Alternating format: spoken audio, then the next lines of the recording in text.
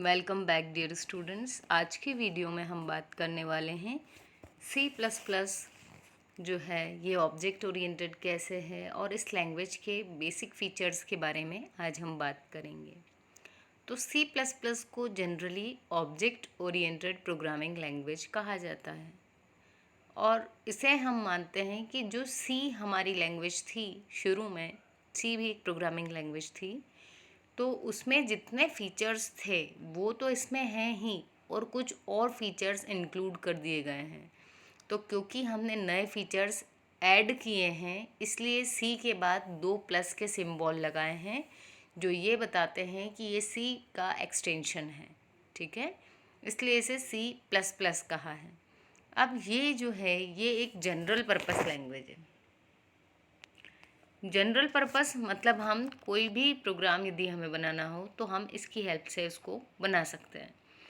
दूसरी चीज़ है कि ये जो लैंग्वेज है ये केस सेंसिटिव है, मतलब इसमें स्मॉल केस की जो ABCD लिखते हैं हम, लोअर ABCD, उसको स्मॉल केस कहा जाता है और जो बड़ी ABCD होती है उसे कैपिटल केस कहते हैं, सॉरी अपर केस कहते हैं।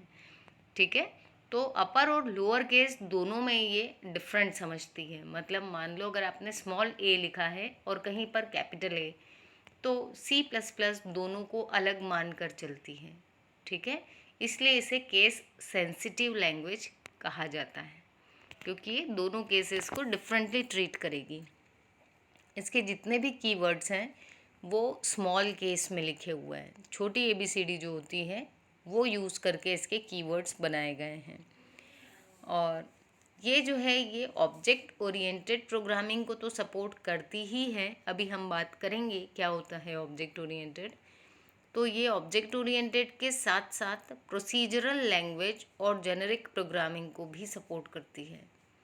प्रोसीजरल लैंग्वेज में हमारे फंक्शंस आ जाते हैं एंड जेनेरिक प्रोग्रामिंग जिसमें हम बिना फंक्शन के भी सिर्फ वॉइड मेन में ही यदि अपनी कोडिंग लिख दें तो वो कैसे एग्जीक्यूट होगी वो आ जाएगी।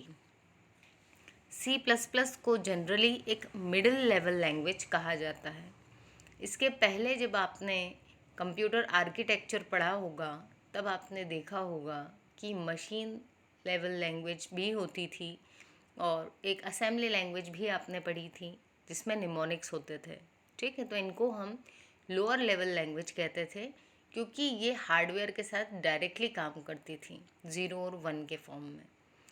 लेकिन जो C++ है वो हार्डवेयर के तो करीब है, बट जो हमारी जावा और आगे की जो लैंग्वेजेस आई हैं वो टोटली ऑब्जेक्ट ओरिएंटेड है।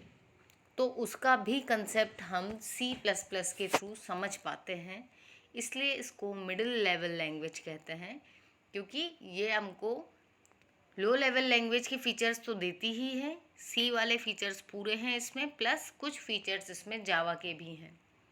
तो उन दोनों के बीच में होने के कारण हम इसको मिडिल लेवल लैंग्वेज कहते हैं। आप इसे ऐसे भी समझ सकते हैं। नेक्स्ट है हमारे पास में C++ को हम ऑब्जेक्ट ओरिएंटेड के साथ में क्या कह रहे हैं कि ये C का एक्सटेंशन है।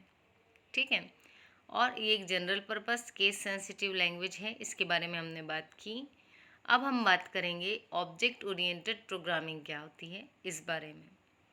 तो ऑब्जेक्ट ओरिएंटेड का जो मेन कंसेप्ट है वो होता है कि कोई भी प्रोग्राम सिर्फ तभी काम करे जब उसमें क्लास बना रखी हो हमने।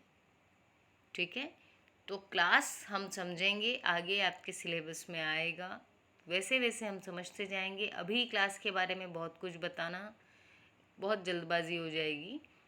वैसे अगर हम ब्रीफ में बात करें तो क्लास में आ जाते हैं हमारे पास में ऑब्जेक्ट्स। जनरली हम क्या करते हैं एक क्लास के अंदर, जैसे यदि हम मान लें कि हमने कुछ वेरिएबल्स ले रखे हैं और हमने उसी क्लास में कुछ फंक्शंस भी बना दिए हैं, जैसे 2 वेरिएबल लिए A और B और उसी क्लास में एक फंक्शन बना दिया सम, तो वो इन्हीं 2 वेरिएबल्स को ऐड करवाएगा। तो जब हम फंक्शन और वेरिएबल्स दोनों को साथ में रख देते हैं तो ये बन जाता है क्लास। ठीक है, तो जब भी हम ऑब्जेक्ट ओरिएंटेड की बात करते हैं तो उन प्रोग्राम्स में क्लास बनती है और फिर उन क्लास के ऑब्जेक्ट्स बनते हैं। ठीक है, और इसका जो बेसिक 4 पिलर होते हैं ऑब्जेक्ट ओरिएंटेड प्रोग्रामिंग के, एक होता है इनहेरिटेंस।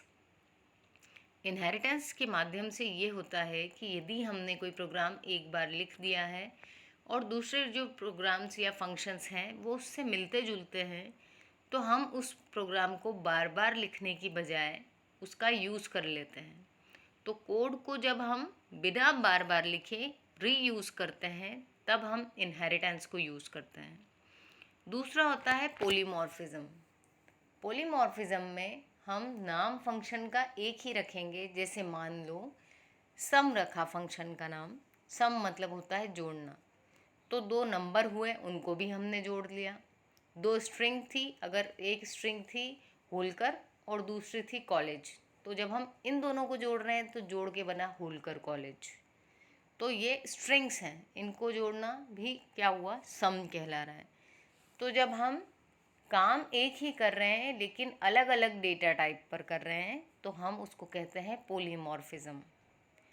नेक्स्ट आता है एनकैप्सुलेशन, जिसमें हम एक क्लास के अंदर डेटा और फंक्शन दोनों को रखते हैं। तो दोनों को रखा तो हम कह सकते हैं कि कैप्सूल जैसा बन गया, सो इसको कहते हैं एनकैप्सुलेशन।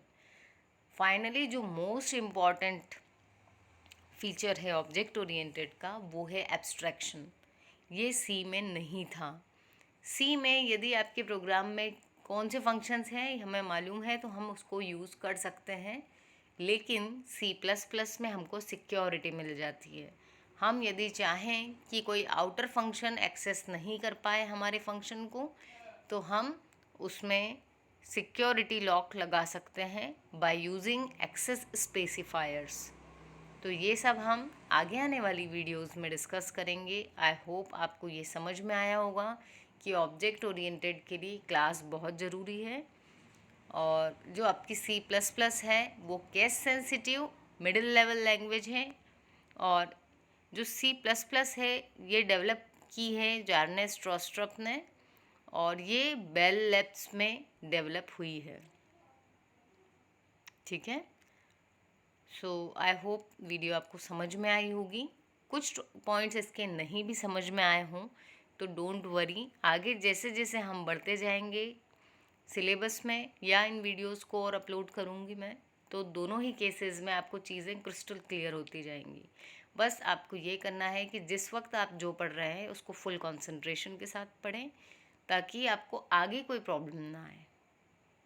ओके गाइज, मिलते हैं अपने नेक्स्ट वीडियो में। Thank you. चैनल को सब्सक्राइब नहीं किया हो तो कर लो, और कर दिया हो तो दोस्तों के साथ ज़रूर शेयर करो।